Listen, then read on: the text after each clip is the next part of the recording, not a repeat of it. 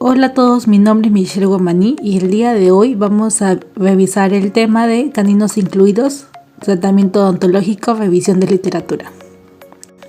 Los caninos maxilares y mandibulares cumplen una función y un papel muy importante en varios aspectos, en la apariencia dental, en la estética dental, el desarrollo del arco dental y la oclusión funcional. Antes de iniciar con el análisis de este artículo debemos de saber que el canino maxilar tiene un periodo de desarrollo más largo. El área va a ser más profunda y por ello se puede decir que el camino para llegar a la posición oclusal es más difícil. Por esta razón, la inclusión del canino maxilar va a ser más frecuente, con una incidencia del 0,2 al 3,6%. Ahora, para colocar el diente en su posición y así evitar complicaciones derivadas de esta inclusión, se han propuesto diferentes técnicas. Sin embargo, debemos de tener en cuenta que solo con un tratamiento multidisciplinario que incluya la ortodoncia, periodoncia y la cirugía oral, el tratamiento va a ser considerado como satisfactorio.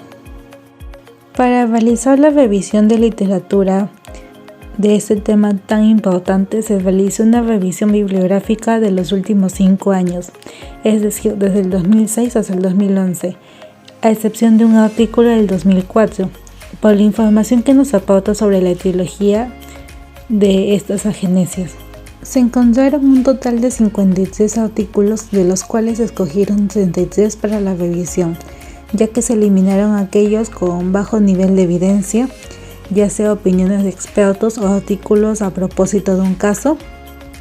También se descartaron los que hacían referencia a caninos transmigrados, exceptuando 2 de ellos por su implicación en el tema del artículo, ya que aportaban información epidemiológica y etiológica que era relevante. Finalmente se seleccionaron 32 artículos y se clasificó la información obtenida en 5 apartados, según la epidemiología, la etiología, los diagnósticos, los factores pronósticos en el alineamiento y las opciones de tratamiento.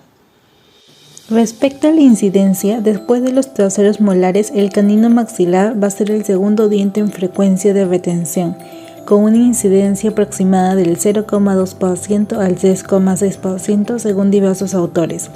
En relación con su posición, comúnmente lo encontramos en palatino, en una proporción del 61% y en una posición vestibular en el 5%, mientras que en el 34% restante se va a encontrar en la línea con el arco dental. Respecto al género, los caninos incluidos tienen el doble de incidencia en el sexo femenino, es decir, una proporción 2:1. Y un 8 a 10% de los casos de la inclusión es bilateral. La incidencia de los caninos incluidos en la mandíbula va a ser mucho menor, esto entre un 0,35% a un 1,29%. La etiología de los caninos incluidos es desconocida, sin embargo se han propuesto diferentes causas. Estas pueden ser locales, generales o genéticas. Las causas generales abarcan enfermedades sistémicas como cuadros febriles, irradiación, el síndrome de Gardner, disostosis cleidocraneal o deficiencias endocrinas. Entre las causas locales podemos hallar a las discrepancias occidentarias, la pérdida temprana o retención prolongada del canino temporal, anquilosis, quistes o formaciones neoplásicas, dientes supernumerarios, dilaceraciones de la raíz, un cierre prematuro del ápice, iatrogenia, trauma, entre otros. En el caso de los caninos incluidos maxilares desplazados hacia palatino, encontramos la teoría de la orientación. Esta sugiere que el canino erupciona gracias a la guía que le proporciona el incisivo lateral. Si este está ausente o está mal formado, el canino no erupcionará correctamente. Para los factores genéticos debemos mencionar a la teoría genética, que hace referencia a estos factores como principal origen, como por ejemplo la posición anormal del germen dental, los factores hereditarios y el paladar hendido.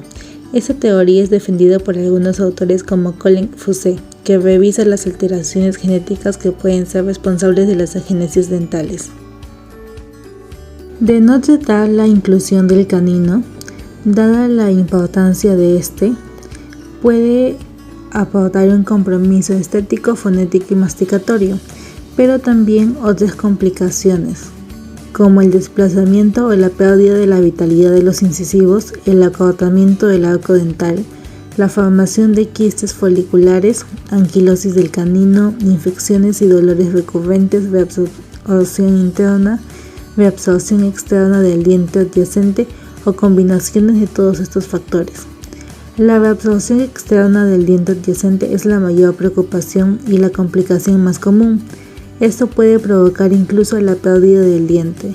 Por otra parte, la presencia de caninos incluidos puede no causar efectos perjudiciales durante toda la vida del paciente, aunque el potencial de riesgo de complicaciones recalca en la necesidad del tratamiento o monitorización. Existen diversos métodos diagnósticos como la evaluación clínica y radiográfica. Algo que actualmente también se está usando es la tomografía computarizada. La evaluación clínica incluye la historia familiar, la inspección visual y la palpación de la protuberancia sobre el canino primario.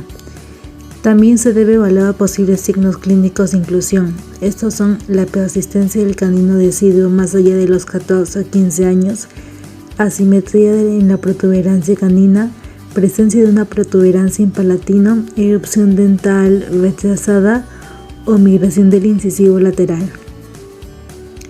Aportando esto, se ha descrito que el 29% de los caninos no son palpables a los 10 años, el 5% a los 11 años y el 3% posteriormente.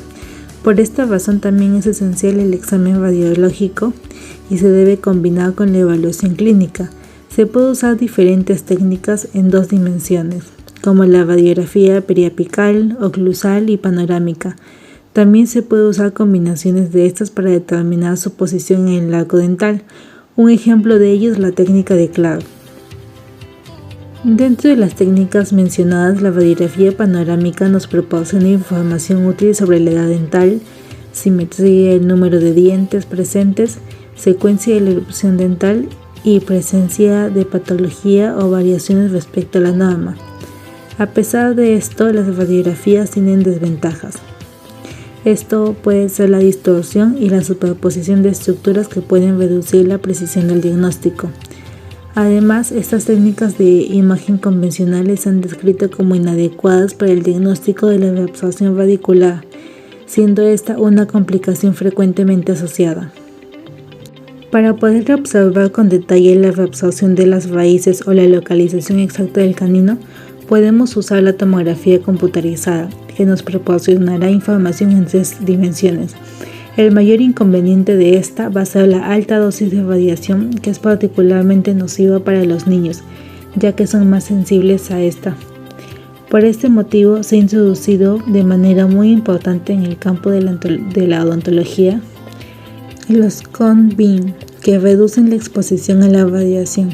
Con estos dispositivos sí se puede construir el área de interés, eliminando la superposición y otorgándonos un diagnóstico en 3 planos, el plano sagital, axial y coronal. Existen diversos factores pronósticos en el alineamiento del canino incluido, como la cooperación del paciente, ya que no acudir a las citas o una deficiencia general puede afectar el resultado del tratamiento. La edad del paciente, porque cuanto mayor sea la edad del paciente, más duración y menor éxito tendrá el tratamiento. La presencia de espacio o el apiñamiento. En el 85% de los casos en que hay suficiente espacio en la arcada dental, el canino se encuentra en palatino, mientras que en los casos de apiñamiento es más posible encontrarlo en posición vestibular. La posición del canino, ya que para determinar un pronóstico nos basaremos más en la posición inicial, mesiodistal y vertical que la inclinación del diente incluido.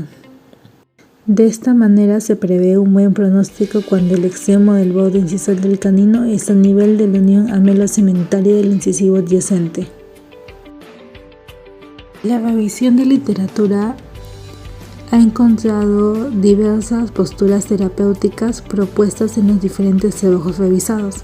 Mencionaremos como primer tratamiento el control, ya que se puede optar por no tratar el canino incluido. El canino primario puede tener una buena longitud de raíz y puede ser estéticamente aceptable. Por otra parte, el canino deciduo se puede haber exfoliado más temprano y el espacio del canino va a ser cerrado espontáneamente, creando así un buen punto de contacto incisivo premolar. También se podría optar por no tratar el canino si está incluido muy profundo o sin ninguna patología asociada, particularmente en pacientes mayores.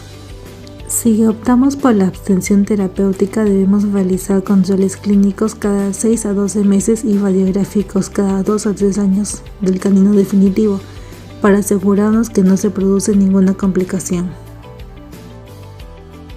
El tratamiento interceptivo se basa en la extracción del canino temporal para prevenir la impactación del canino definitivo. Esta técnica se fundamenta en la teoría que la persistencia del canino primario puede representar un obstáculo para la emergencia del diente definitivo. Este tipo de tratamiento se debe efectuar en niños con suficiente espacio en la arcada dental, mayores de 11 años y menores de 13 años. El canino definitivo debería emerger a los 12 meses siguientes. Si no es así, no se espera que este pueda erupcionar y se deberá evaluar otro tratamiento. Este tratamiento estaría sobre todo indicado en aquellos casos en que la corona del canino está distal de la raíz del incisivo lateral y las posibilidades de ubicar el canino en su posición habitual en la arcada serán inversamente proporcionales a medida que aumenta la inclinación horizontal. En ausencia de la prevención, se considera el tratamiento ortodóntico quirúrgico. Existen diversas técnicas. Respecto a la gingivectomía, se indica en el extremo de la cúspide cuando se localiza coronal a la unión mucogingival con una adecuada cantidad de densidad queratinizada y el diente no está cubierto por el hueso. Normalmente no se necesita la extracción ortodóntica y entre las ventajas se indica que es fácil de realizar, mientras que en los inconvenientes puede haber una pérdida de densidad queratinizada, posible daño periodontal, posible sobrecrecimiento gingival en la zona quirúrgica. También tenemos la técnica del colgajo de reposición apical, que se indica cuando la corona del canino está apical a la línea mucogingival de la encía adherida menor a 3 milímetros. Respecto a la iniciación de la extracción ortodóntica, de 2 a 3 semanas después de la cirugía. Entre las ventajas se considera la conservación de la encía queratinizada, mientras se puede presentar ciertos inconvenientes como el aumento del riesgo de la recesión gingival más traumática. También existe la técnica cerrada. Aquí el diente está en el centro del alvéolo. La corona está apical a la línea mucogingival. La extracción ortodóntica se puede iniciar 1 o 2 semanas después de la cirugía. Existe una mayor estética, facilita el movimiento del diente, pero se pueden presentar ciertos inconvenientes. En caso de despegamiento se debe realizar una segunda cirugía y también puede haber posibles problemas mucogingivales. La técnica cerrada va a ser indicada cuando el canino se localiza cercano al incisivo central y lateral, horizontal y superior al techo de boca. La extracción ortodóntica se puede iniciar 1 o 2 semanas después de la cirugía. Como ventaja se presenta la inmediata extracción ortodóntica y en los inconvenientes presentados la necrosis ósea, reabsorción radicular y fallos en la adhesión. La técnica abierta se va a indicar cuando el canino se localiza cercano al incisivo central y lateral y horizontal superior al techo de boca. La extracción se puede iniciar de 1 o 2 semanas después de la cirugía. Esto va a permitir una mejor visualización de la corona y mejor dirección del movimiento del diente, pero puede presentar sobrecrecimiento gingival. Y por último, la tunelización, que se indica cuando hay presencia del canino primario. La extracción ortodóntica se puede iniciar después de la retirada de la sutura, aproximadamente 10 días. El canino permanente va a ser guiado hacia el alvéolo del canino primario, y entre los inconvenientes presentados es que requiere la presencia del canino primario. También debemos mencionar el tratamiento ortodóntico prequirúrgico, ya que antes de cualquier tratamiento se debe crear espacio suficiente para poder posicionarlo, ya que de lo contrario perderíamos longitud de la arcada por la mesialización del diente posterior y la distalización del anterior. Además de poner brackets en todo el arco dental, se obtiene el suficiente anclaje para poder traccionarlo. Otra opción es colocar un microimplante o mini implante como anclaje, que al acabar el tratamiento se puede retirar fácilmente.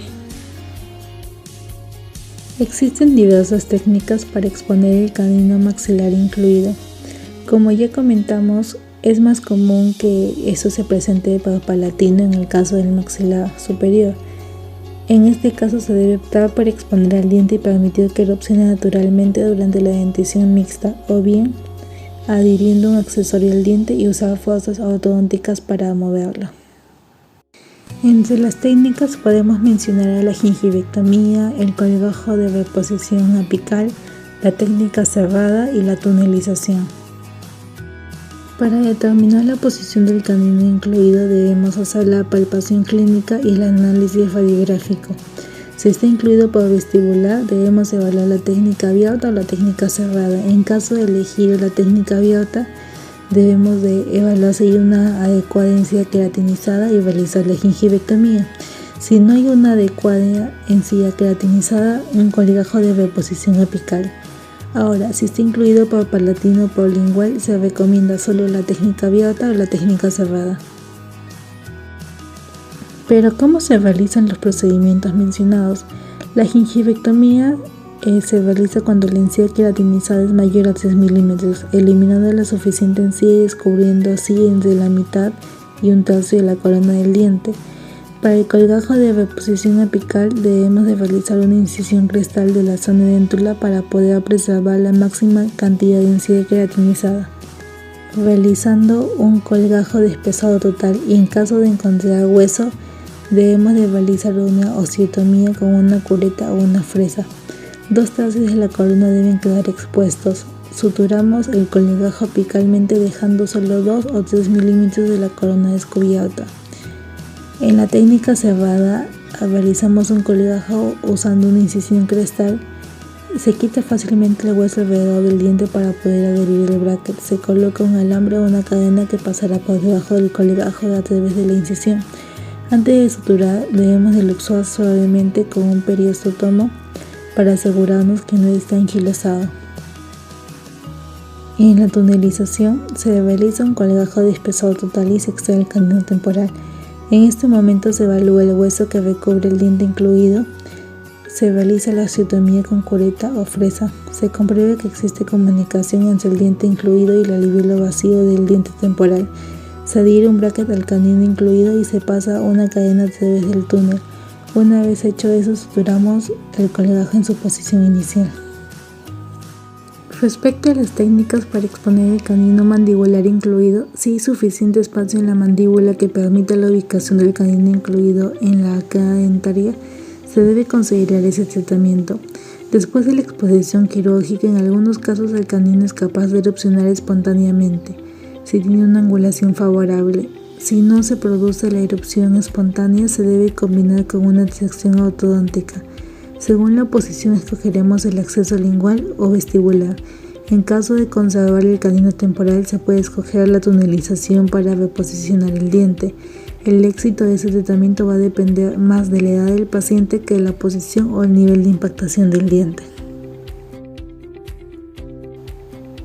Para el tratamiento ortodóntico final, durante esta fase, mientras el canino es alineado en la arcada dental, se van a corregir las rotaciones dentales que falten.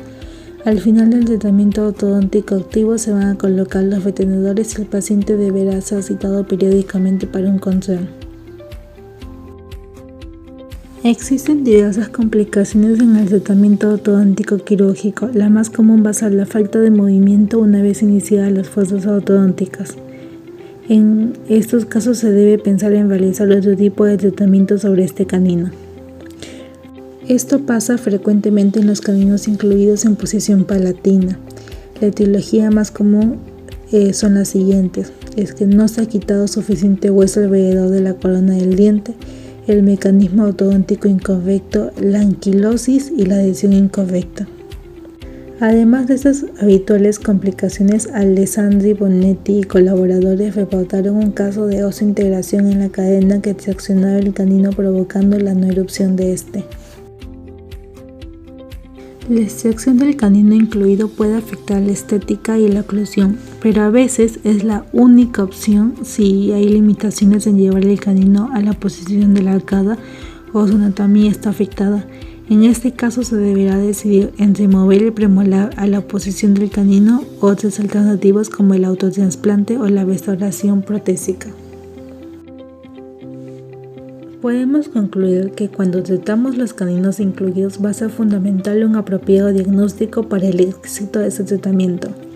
El simple tratamiento interceptivo puede prevenir la inclusión del canino y hacer que erupcione correctamente en el arco dental, siendo este sin duda el mejor tratamiento posible ya que es preventivo. Las diferentes técnicas quirúrgicas y ortodónticas nos permiten corregir la inclusión y así evitar complicaciones de los caninos incluidos. Una selección cuidadosa de la técnica va a ser esencial para el alineamiento exitoso de los caninos incluidos. Muchísimas gracias por llegar hasta el final del video. Que tengan lindo día. Nos vemos la próxima semana con otro artículo.